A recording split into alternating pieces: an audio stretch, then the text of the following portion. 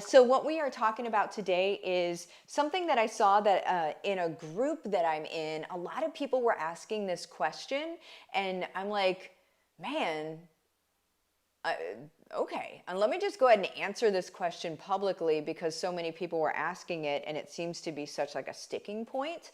The question was, what are the most important things or helpful things, is what they said, in order to get your business off the ground? Okay, there's some important things to think about in the beginning as you're getting your business off the ground. I think one of the most important things is almost a fail-safe thing, making sure that you're not doing things that are going to end up potentially hurting you in the long run. And what I mean by potentially hurting you is wasting time, spending a bunch of time doing something that doesn't eventually work. The reason that hurts you in the long run is because it makes it unsustainable for you. Because if you spend a lot of time doing something, then you feel like that you're a failure, and then you don't want to spend a lot of time doing anything else because you're like, why would I spend time doing this if I'm only going to fail again? And all it takes is a couple of those, and you're kind of down for the count. It takes a whole lot of gumption, right, of an entrepreneur to continue going past that stage. And so the very first thing that I would suggest to you as you're starting out the business, and what I'm thinking of, like as I'm thinking of people starting a business, because there's all sorts of businesses everywhere, right? Hey guys, I see you. Because there's all sorts of businesses everywhere. The business that I'm thinking of right now is I'm imagining a mom that's home, that she either has her kids at home with her, maybe her husband works a job, maybe he's at home, but it's that kind of thing.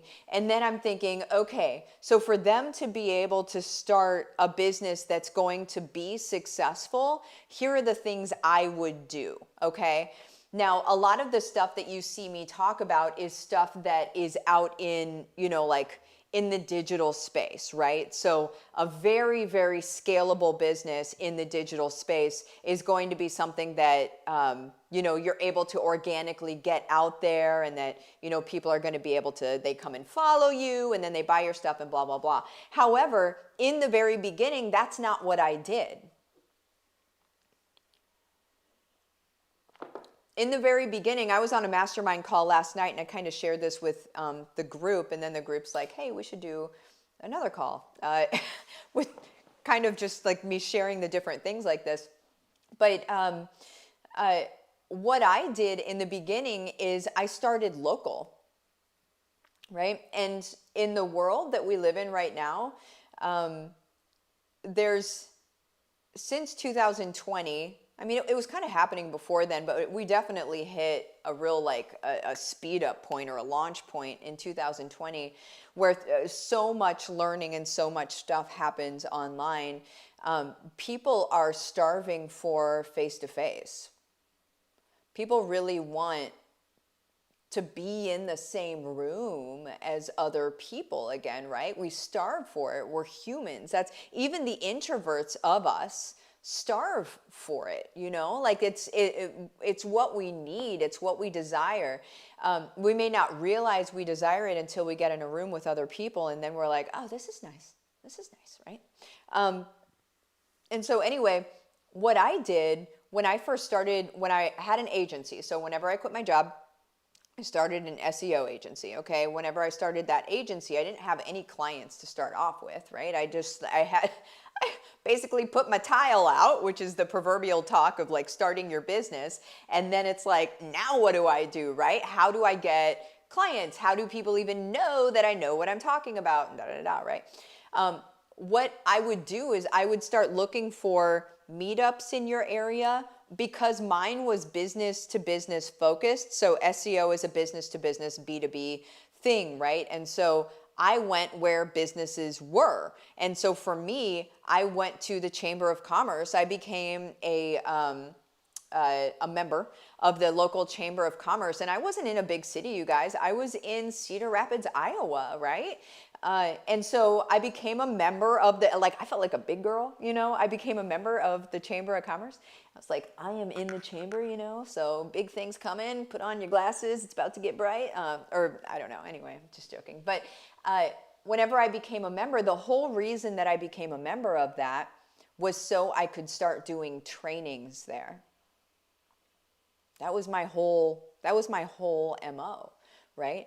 Was that I would be able to share my knowledge with a group of people, okay? And I remember my very first class that I taught it on SEO, how to be able to, it was SEO of local businesses, right? Because that made sense for my people there.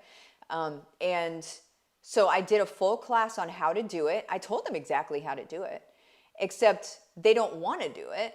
They want somebody to do it for them, right? And so obviously, if I'm at the front of the room teaching the class on how to do it, I could do it for them. And I had an agency which I did it for them, right? And so almost everybody in that classroom, was it everybody? I think it might have been everybody in the class came up to me and became clients of mine after that first class, that very first class at the Chamber of Commerce. And all that I had was a PowerPoint, and that's it. That's it.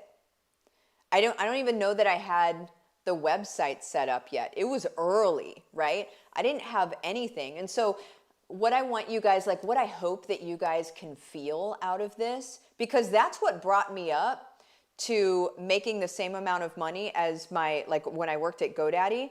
So that brought me up to the same amount of money. Okay, so my family didn't feel a squeeze or anything. It was just like, okay, we're cool. And then we just kind of grew from there. That's what did it. It wasn't a mystical, magical thing. What I did is I got in front of the people that needed to hear what I help them do. So then my question for you is, first of all, are you clear on who your people are and what you help them do, right? That's obviously the first thing. That's bat signal. So whenever you know who your people are and what you help them do, what I would do is start becoming an advocate locally. So I'm getting ready to move to the northeast side of Houston, right? I'm not really doing a lot of live events here where I am because I'm literally moving in like 5 months, right? And so it's just like, why would I right now? But whenever I move to Houston, you better believe I am going to be doing live workshops. I'm going to join the Chamber of Commerce there. I'm going to do my thing there because I understand how valuable local is, right? And I also understand how much people in a community need to know things. And a lot of folks are not serving their local communities because they're serving the masses. And I want you to understand, in the early days, your local community is what's going to help you out the most, and you're helping them out the most. And then you get to scale from there. That's a really cool scale point whenever you can do it from there, okay? And so what I would do if I were you is I would think, okay, who is my person? How do I serve them? If you jumped into HBR, I do a report for you, right? Like a 50-page report. If you've gotten one of those reports, give me a holler. But I do a 50-page report for you on exactly who your person is, on exactly what they're looking for. There's a whole, you get a whole year of content of what they want to know. Any of those days of the year, like it's literally a year of content, not just Monday through Friday, but year of content every day. All you have to do is go through those lists, pick one to do a workshop on. You know what I'm saying? Yeah, I got mine. It's amazing and detailed. It's crazy. It's crazy. The report she talks about is amazing. Yeah. If you're not in HBR, it's starting on January 1st. You guys can go ahead and hop in, but I am shutting the doors. So December 31st, the night of December 31st, I'm shutting the doors. And it's not because I'm a meanie. It's because the people that are starting January 1st, I need them to be focused. I need to make sure there's not people wandering in, off the proverbial streets as they're already learning something that are like, what's going on in here? I don't have the patience for that. And my people shouldn't have to, including you when you're in it, shouldn't have to deal with that. It's chaos. What we have to do is we stay focused. We do this, this, this, this, and this. And it's live coaching. It's live walkthrough. Like on Mondays, I give you the lay of the land and I give you an idea of what you're working on and I answer any questions. On Wednesdays, there's another call. If you feel like you've gotten stuck, let's get you unstuck. On Friday, this is every week, guys, for 12 weeks. On Friday, then you guys get to tell me what you did, the accomplishment that you made, the thing that you did that actual week. So you get like the DAP, right? Or the high five, so to speak.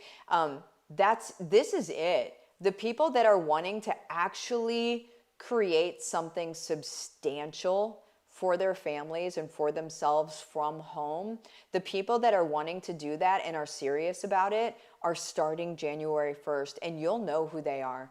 By the end of the 12 weeks, you will know who they are. It will be abundantly clear. You'll see them, right? You can't miss them. That's how it's going to be. But anyway, so I want you to think of who your person is, and then I want you to find meetups. I want you to maybe set up your own meetups. I want you to own it, right? We can't grow our business pretending we don't have one. Does that make sense, right? You have to own the way that you serve your people. And then you have to intentionally get in front of them and serve them, right? And so to answer the question of what's the most important thing to be able to grow your business, quite frankly, it's, do you have something to sell? I didn't even mention that. That's a thing. Do you have something to sell? Even if it's an affiliate thing, it doesn't matter. Is there something for you to offer? And do you know who your people are? And get in front of them in a workshop way. Show them how to do something they're wanting to do. And then watch it just sort of take off. Now, that's the beginning stuff. If you want to jump into HBR, that's where we set it all up. We're setting it all up. It's all happening. So again, if you're not in, jump in by December 31st. I say jump in as soon as possible so we can get your report done, so you can have it ready by the first week of the actual HBR live launch. Okay, so anyway, I love you guys. Oh, and if you don't know how to get in the description of this video, there's the directions on how to be able, it's just have a conversation with me. I want to make sure it's a good fit. I'll send you the details. The rest is history. Love you guys. Adios. Bye-bye.